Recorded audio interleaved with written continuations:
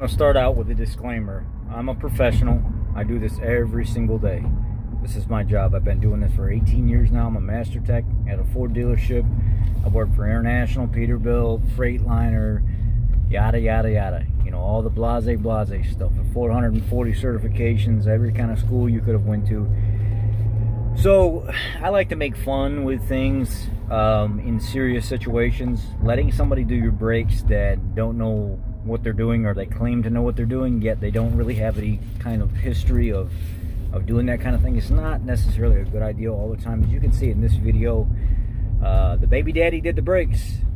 I don't know the situation with mama and baby daddy, or I don't know his background, but let's just leave it at that. I'm not bashing baby daddies. Sometimes some of these brake jobs can be a pain in the butt. The biggest part of this brake job that's a pain is getting the little clips to sit in the slots where they go. But that's why if you don't know what you're doing, you don't do it, right? So they decided to leave some of the hardware out in this brake job, and got grease in places that it didn't go, and even put grease on bolts that could potentially cause bolts to come out of holes that they're supposed to be in. So here's a little bit of the video. Make sure you know who's working on your vehicle. Baby daddy says he's got it. Let's find out if he did.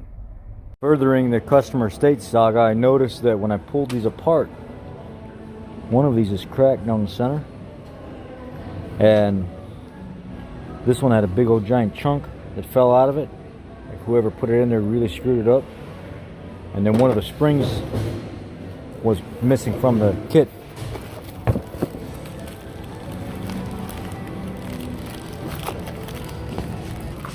Yeah, there's supposed to be 2 clips each side, and one of the clips was missing to go to the brake pads. And just the installation was terrible. Just really, really bad overall. The part number for this Explorer, let me see what motor size. This is a 2013 Explorer, front wheel drive base model, 3.5 liter. The part number is BR1508, or you can use this bottom number here. The BR1508 is the number they typically go by when it comes to brake pads. It's that top number, it's the Ford number. Let's go ahead and install them. Well, the story is the boyfriend did the brakes now. Truth came out when I brought her out here and showed her on her vehicle that her bottom bolt for her caliper bracket that holds the whole assembly on was basically finger tight. And he put grease all over it to lubricate it instead of putting Loctite on it to keep it in. This is when you trust your people. I'm not going to say anything else because I know some people will be offended to do your job. But make sure your boyfriend's credentials are up to par when he does your brakes, because he may be just trying to impress you and he really doesn't know what the hell he's doing, apparently. Neither one of the clips were put in this side. The hardware was not installed correctly and it was bent, and he didn't even put the mounting hardware back. Yeah, so make sure you have somebody that knows what they're doing. Okay, for future reference, baby daddies, if you're going to be doing baby mama brakes, this is how those clips go in there. There's little holes in the back. They clip in the little holes.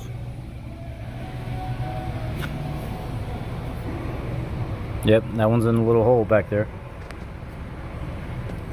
And then they lay up in between this, and then this tab right here stops them from rubbing on anything.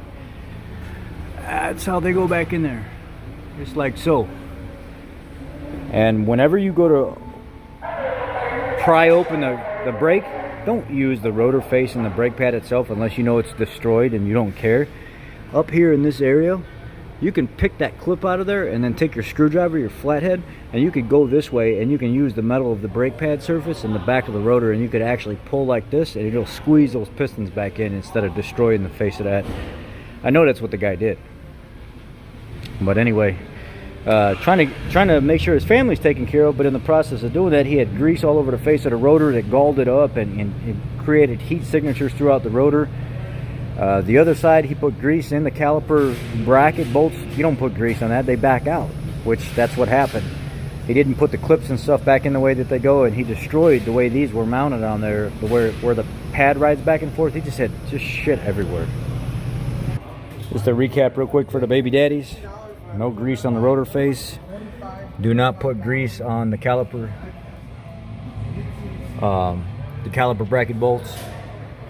These clips, You can actually take a pair of needle nose and like turn them out a little bit if you need to fit in the hole better. But those clips go there. Those are your helper return clips.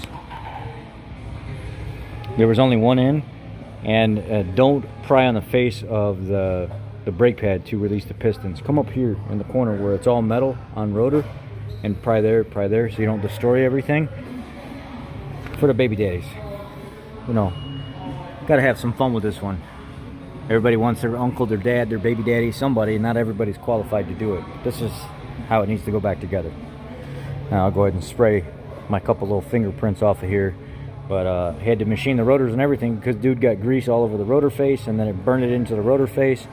And then on this side here, I mean, he literally had grease, so much grease on the back of these caliper pins. You don't grease those up. You put just a little dab of blue Loctite. Send it. But anyhow, I'm gonna go test drive now. Well, brakes turned out quiet and in really good shape. So when you do the job right, that's what ends up happening. But be careful who you let work on your vehicle.